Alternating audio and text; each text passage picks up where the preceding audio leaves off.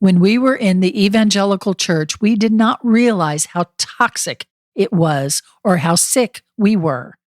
When we opened that box, when we began to deconstruct those false teachings, we began to see all the symptoms, our views, attitudes, lack of compassion, judgment.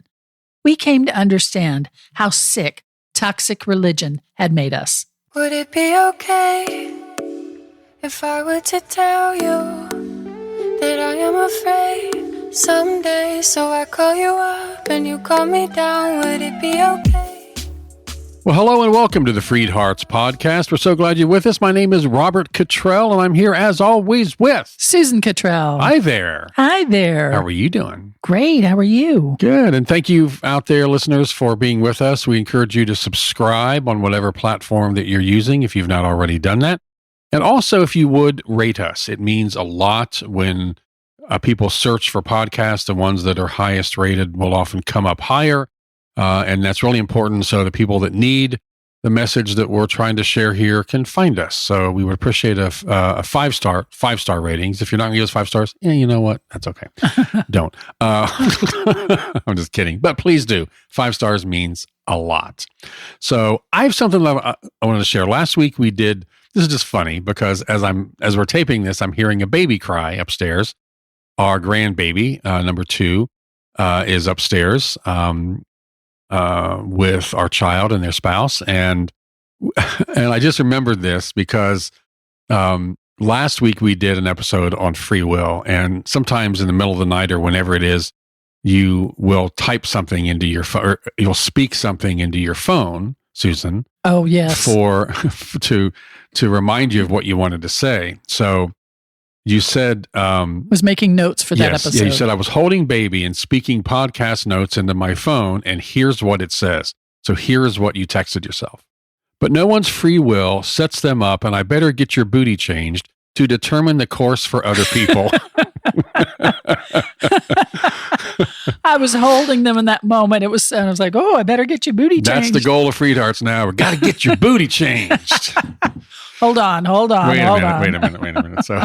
All right. So, okay. Today we're going to talk a complete shift from what we just said is just how sick has toxic religion made us. When we were in the evangelical church, we, honestly, we didn't realize how toxic it was or how sick we were. Yeah. When we open that box, and it's funny because you look around the room, you look at your quote community there, and I use that word lightly with the conditional love church, and everybody looks the same. So I guess everybody was sick, so you didn't notice anybody was sick. Exactly.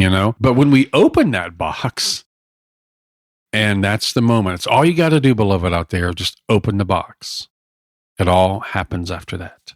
We began to see all the toxic symptoms, which were our views, our attitudes, our lack of compassion, our racism, our judgment of others. And we also saw that the church had done such an effective job for them, an effective job of covering that up. Yeah. False beliefs and teachings were used as Band-Aids in some cases, tourniquets in other cases. Guilt and shame were employed. So anytime we felt like we wanted a checkup, we were immediately just brought back into line. Keep the facade alive, keep the empire growing. Amazing how you submit to it and you don't even realize you're doing it. Yeah. And can you read something for me? Yeah. Jim Palmer wrote something, and you have it there in front of you. Yes. Jim Palmer described it this way, and I just love this. So this is from Jim Palmer, our friend Jim Palmer. Yeah. He said, I had 80% blockage. No, not my arteries, but my humanity. Clogged humanity. That's what I had. The flow of life was shut down. Lots of plaque had been built up from years of living a compliant and accommodating life to the expectations of others. I paid homage to the gods of the status quo and worshiped at the altar of the way things were supposed to be. It damn near killed me, and I'm grateful to be alive. I had to unshackle myself from toxic beliefs that had damaged my relationship with myself and life. I started listening, honoring, following, and expressing what I knew and felt was real deep inside me. It wasn't easy. I was taught for many years that I could not trust myself. Fear. That's what kept me in my place. I had to be delivered from the script others had written for me, delivered from the lies I believed about me, delivered from the fear of being me. I had to develop a new set of skills, thinking for myself, trusting what I felt, seeing myself as valuable and worthy, living from my heart, accepting the love of others, being more human, expressing who I was, really was. It was a choice I consciously made. I learned I could be caring and kind, but not let people control me or even care what they think. It didn't happen all at once. I had to live into it one day at a time. I opened up. Life started flowing. I was free to think for myself and to express my thoughts and be me, free to live my highest truth and determine what matters most to me in life, free to love myself, care for myself, and be happy, free to love and be loved. That's great. Thank you, Jim, for We that. love Jim. A couple of things that really stood out for me in that. First, where he said, seeing myself as valuable and worthy was a new skill set. Now, that should speak volumes. Wrap your brain around that. Yeah, that it's a new skill set to see yourself as valuable and worthy when you are in the non-affirming, conditional love-based Christian church. That speaks volumes. Also, he said it didn't happen all at once. I also love that because that's deconstruction. It doesn't happen all at once. And he said, I opened up, and that's the opening up of the box. And deconstruction is a process. It does take time, but now that the box is opened, as we have said, and we'll say many times, you open up the box and all heaven breaks loose. Life started to flow, he said. And then at the end, I love it. Free to love and be loved. FreedHearts, freeing hearts to love and be loved. Hello. That's yay. So, toxic religion sets us up on this foundation that guarantees our demise. Okay. Oh my gosh. That's the business model. That's the wildly successful, in terms of money and empire building, business model, wildly unsuccessful in the impact it's having. And the actual message it was meant to convey. That's right. So there are 6 characteristics of toxic religion that you really must address, that we really must address in order to be free to love and be loved, to be healed. And what I want to do is I want to give you each characteristic. By the way, these also help you identify when a church is toxic. Oh my gosh, that sounds like my church. So it helps you identify a toxic church. And although we hope that's probably pretty easy for you by now to identify those things. And remember, we do consider, and I'll say this again, we do consider LGBTQ full affirmation or lack thereof a deal breaker with a church because it reveals a church's heart and focus. And that's likely all you need to know. If they're not fully affirming, there are a lot of other things going on there, walk away. But what I'd like to do, Susan, if it's okay, is I want to read a characteristic and then have you comment on it. Yeah? Yeah, sure. Is that good? Yeah, sounds great. Here we go. All right. Number 1, again, these are characteristics of a toxic religion. Number 1, we are led to believe that change and transformation happens as a miraculous occurrence at a specific moment in time, rather than a vigorous process over time of doing one's personal inner work, taking responsibility for cultivating a life of wholeness and well-being, and possibly seeking help and support in areas where we cannot seem to make progress or adequately address on our own. Now, what does happen at a specific moment is that we make the choice to open the box, and then the deconstruction begins. And as we just said, that does take time. So, Yeah. what do you have to say about that? Well, we like a quick fix answer. We like turn over a new leaf, start a new life. And there are moments like that. But it's billed as this, ask Jesus into your heart and be a new creation, which there can be a really significant spiritual experience to do that. But it's not the be all end all. Well, let me add to that, and that's Okay. an excellent point. That's not biblical. That's the other part. Yeah, that's exactly right. That this ask Jesus into your heart sinner's prayer kind of thing you see on tracts, that's not in the Bible. It's not in the Bible. I didn't learn that till seminary. Yeah. So What? Yeah. Yeah. So it does take time. There's something else you said that I was trying to remember and I wanted to comment on, and I can't remember it now. Maybe I will.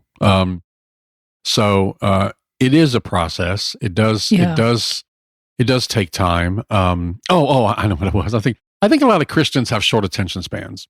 Do you? Because I do. Sorry, because they like the quick answers. Yes. And the one that came a lot to mind. Of people have Yes. short Yeah. attention. And the one that came to mind as you said that was, well, God works in mysterious ways.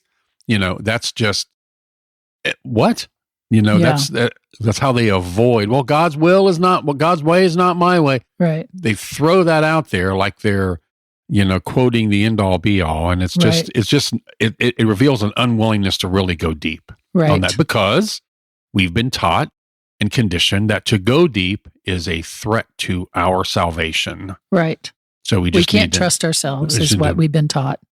Be quiet and sit in the pew. Oh, did you know what the churches, how this is amazing. I just learned this, how the sounds of what the church's weapons sounded like in Star Wars days? Go. Pew, pew, pew, pew, pew, pew, pew, pew, pew. I'm back. The joke master is back. Thank you. Please stop the applause. You don't hear any applause? Okay. No. All right. Oh, I love you so much. Oh, you too. All right, here we go. Number 2, toxic characteristic. On the characteristic of a toxic religion.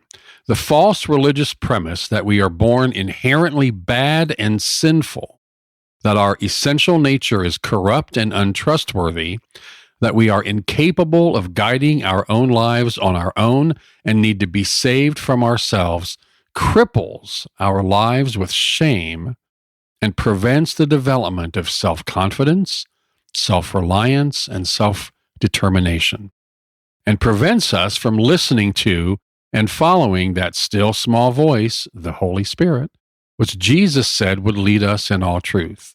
And again, that's uncontrollable. You can't commodify that. So toxic religion needed to devise a narrative that destroyed our confidence in our own hearts. That is just appalling. It's just appalling.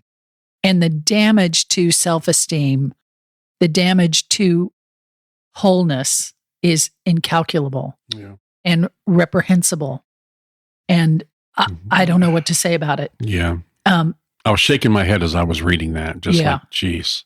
So here's the thing. I was holding the baby yesterday, our grandbaby, and just thinking how they're growing as fast as they can, but they're just a tiny infant. They're 9 weeks old, and they're completely dependent on all of us.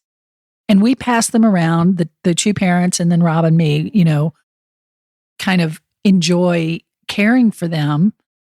And I thought, I'm holding this baby. If I tripped and dropped them, or if I, bent their ear back in my arms and didn't realize it, and they have no way to tell me, they cry, whatever, but they can't put into words what's wrong. They just trust us. And if there's no food that comes, they have no way to get it. And I thought that really is a beautiful relationship to us with Spirit, that Spirit is here And the other part of that was, and we meet their every need. Hmm. And the Spirit meets our every need and collaborates with us to meet our every need. But there had to be a middleman. The church had to worm its way in there with this business to create this distrust that we can't really trust God to. Well, we have to trust God, so we can't trust ourselves. We don't trust God to really provide for us directly because we need this middleman now. That's been worked into the fabric of it. Yeah. That's the business model. Yeah. That's the business model. And we can't trust ourselves because lowly worms and all that, which is not at all biblical. Mhm. And I just thought that is a whole bag of BS is what that is. Tell us how you really feel. Yeah, I really feel that way. And it's reprehensible. Yeah, it is. Indefensible, honestly. Yeah. But as we shared a while back that, the evangelical church, the Catholic Church are two of the biggest businesses in the world. It's very hard to come against that, but but a lot of it is imploding from within as it reveals itself. And again, as they overplay their hand. Yeah. And they can't fix themselves. It's too ingrained. We've talked about that too. But this change, folks are finding each other. Real community is developing. Chosen family is thriving, and that's all good news. That's all good news, and we are hopeful because we have you, listener. We have each other. We have each other. Yeah, and so we're very hopeful. So, okay, number 3. Ready? Yes. A church focus on externals, appearances, rule keeping, box checking, and behavior modification. This distracts a person from digging deep enough into the layers of who they are to address the root cause of personal suffering. We're focused on all the wrong things. So it's easy to fall into the us versus them. I mean, again, if we're focused on all the wrong things, on externals, appearances, rules, rule keeping, box checking, behavior, it's so easy to fall into us versus them. It's unavoidable, really. Yeah, it is the teaching of contempt. Yes, because if I'm concerned with all those things, I'm going to be looking around at people who do it worse than I do. Mm-hmm. So I feel good. Because if everybody's doing it better than I do, then I'm an abysmal failure. Or the rules and behavior of the day. Yes, well, okay, right. We now keep those and you don't keep those. So we're the us and you're the them. We're in, you're out. Yeah. We're worthy, you're not. Are you left-handed? Oh, okay, right. That's good today. But 500 years ago, you've been killed. Right. Yeah. This rules focus, it is a distraction from the depth, as you said here, about digging into the deep layers of the root cause of suffering. And I thought, when you're in a dysfunctional home, I'm writing my memoir right now, by the way, and loving the writing of it. And it's really your life story. It's really my life story. Yeah. It's going to be very, very illuminating, I think, and interesting. So she said, I'll take that. But I'm remembering in the writing, I was remembering that when I was a little girl, I stopped stepping on cracks, and I still do it to this day. I've tried to stop, but when I walk, I don't step on cracks, or I do it in a certain pattern if I do it. So anyway, but the reason children do things like that is it gives them a sense of power. That OCD stuff gives you a sense of power in an otherwise powerless situation. All right. And so stay with me here. This came as you were talking about this, that the focus on externals and appearances and rule keeping, that's the equivalent of not stepping on cracks. Because to focus on the depth of our need for each other in this world and really addressing huge systemic problems like poverty and famine and homelessness, those are just a little like, no, what's too much for me? It's overwhelming me. It's scary. So I'm going to stop stepping on cracks. I'm going to be sure I say grace before a meal, so I don't, or I don't say GD it. I'll just say, or whatever. It's easy to boil them down to a few little, or a bunch of little picayune kind of things. To just make us feel better. To make us feel better. And to think make that us the feel church like we're feels, really doing something. And that the church feels better about us. Yes. But as long as we stay in those lines. Right. But we're not really doing anything of significance. That just all came to me. And I think that's really that's true. excellent. Thank you, babe. Yeah. Okay, number 4 characteristic of a toxic religion: seeking, expecting, and waiting for God's, quote, intervention in our life can result in a passivity where we don't take responsibility or action in ways that are necessary for growth and transformation. It also enables us to just explain away, ignore, and just sit back and turn a blind eye to things. Yeah. This is fascinating to me because I'm just stunned at how rules Christians beg and plead and demand of God that God do this thing over here, but they won't do anything that God told them to do over here. So God, you got to stop those, gays, stop transgender. We're going to pass bills to uphold you, God, so that transgender is erased. All these things that we take on in God's name and demand that God underwrite. We, not me, but rules Christians. But when God said, okay, here's what I want you to do: feed the hungry, clothe the poor, house people, take care of those who can't take care of themselves, help each other, don't amass huge billions of dollars for yourselves when they're starving people. Those are the things that really are the crux of the matter of faith. But when we turn it on God, God's in it. Well, people are poor. I guess that, they asked for it in some way. I guess it's all a numbers game.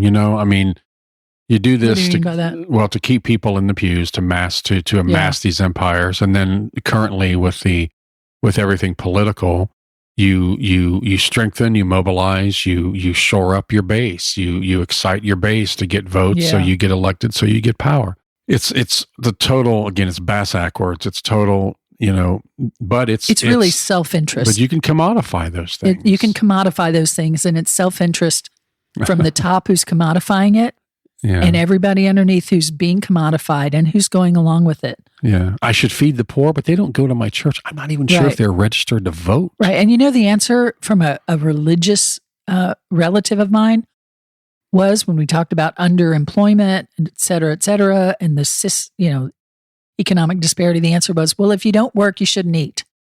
Like, that's just a scrap stolen out of the Bible with no context to excuse massive ignoring of ignoring poor people. Never got that before. Ignoring and ignorance, the same root. I just didn't. Wow.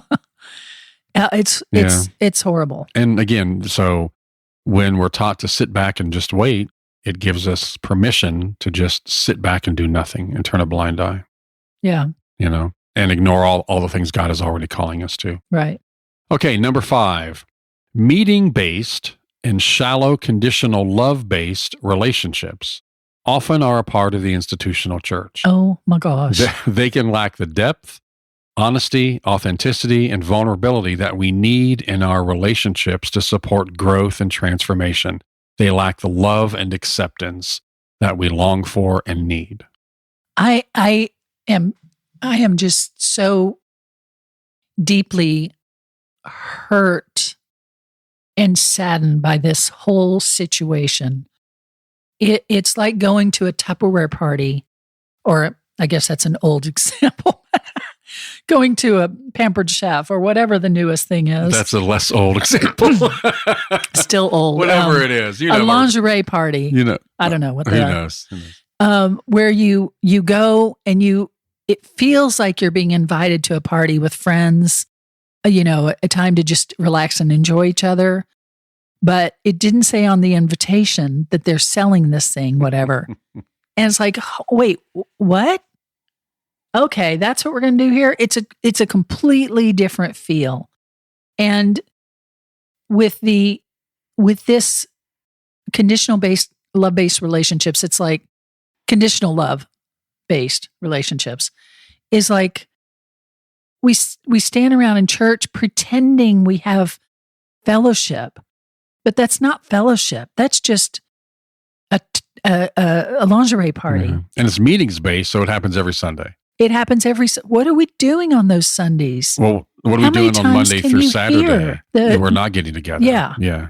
Or not caring about what's going on with our neighbor's life. It's all based in the meeting. Yeah. How many times can you hear the Jonah and the whale or whatever, the great fish? And there was a woman at the last church we went to before we rebelled against all of it.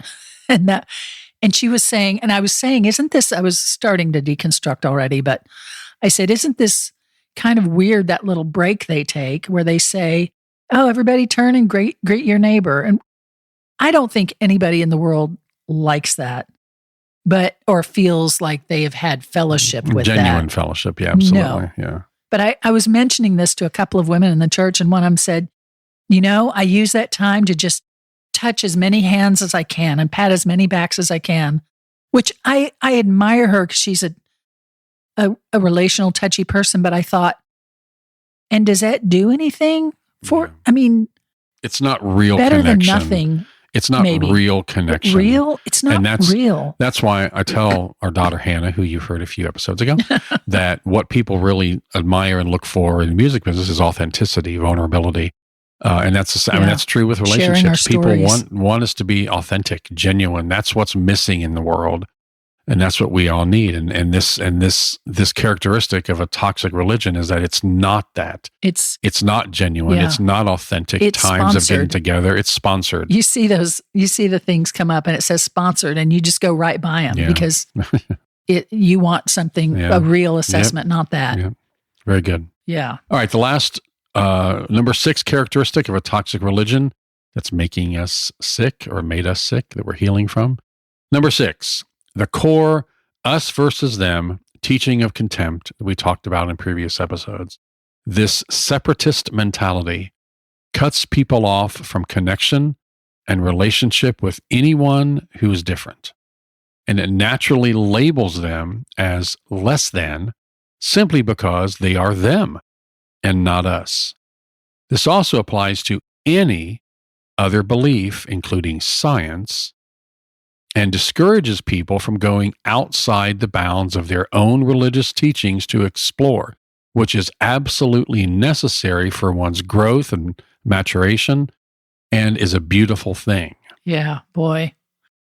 I'm not sure we have a whole lot more to say on that than we've already said, but this is a core of what we are, episode number 3 was where we first touched on this, and then we did it again several dozen episodes later. Yeah. And it is the core. This us versus them teaching of contempt is the core of toxic religion. Yeah. And if you can see God that way, if God doesn't accept and approve of everybody, and God does accept and approve of everybody, and the early church knew that, they were teaching us a way to live in the here and now, not how to get into heaven. That was not the narrative from the Bible and the early disciples. Right. So if we've created this God who rejects some people, well, then of course we're naturally going to reject some people. We created duality in God. It's how we stay on the right side of God is by... Yes, that's right. Hating all the same people God hates. Right. and if God is dualistic, we are dualistic, no doubt about it. And if we're dualistic, some people are out. Yeah.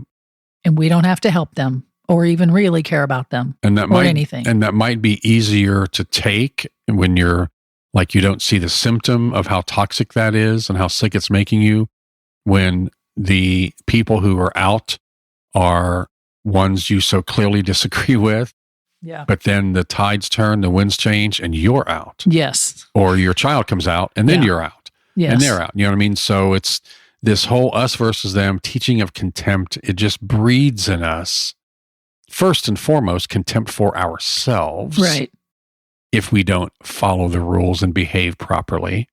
And then teaching of contempt of anybody else who is different. And we label them as less than. And instead of caring for the least of these, we marginalize and oppress the least of these because they're not worth it anyway. Right. And they're expendable. God said so. Yeah. Do you know when witchcraft stopped being executed in the Salem area where they executed all those witches back. I mean, when it stopped being like hunted for witches and the whole thing, Yeah, and they now stopped they holding the still- trials. Yeah. No, when When one of the leaders, one of the big honchos making the decisions, when his daughter was accused. That's convenient. Yeah. So, hey, That shows you how deep the maybe we've gone too conviction far. is. Yeah. Right. Oh my gosh. Right. He didn't care about them, but he cared about us, his daughter. It's All right. horrific. Anyway. Well, again, thank you, Jim Palmer, for inspiring this week. It's awesome. Do you want one more little tiny teeny thing, or are we really over? No. What do you got?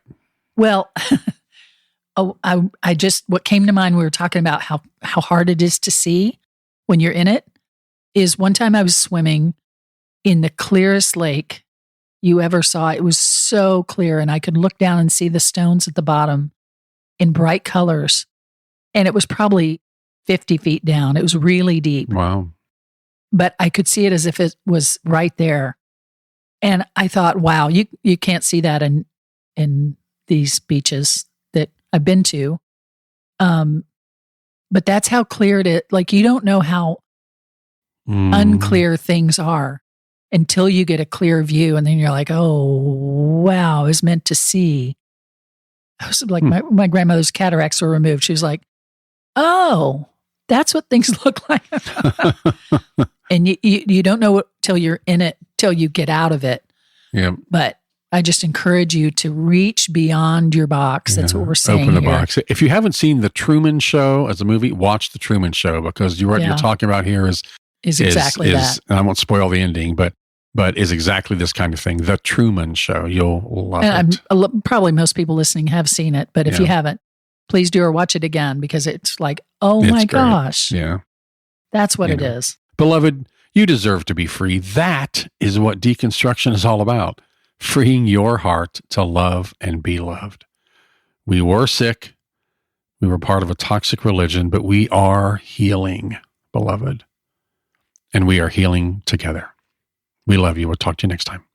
Bye. Bye. Would it be okay if I were to tell you that I am afraid someday, so I call you up and you call me down? Would it be okay? You've been listening to the FreedHearts podcast.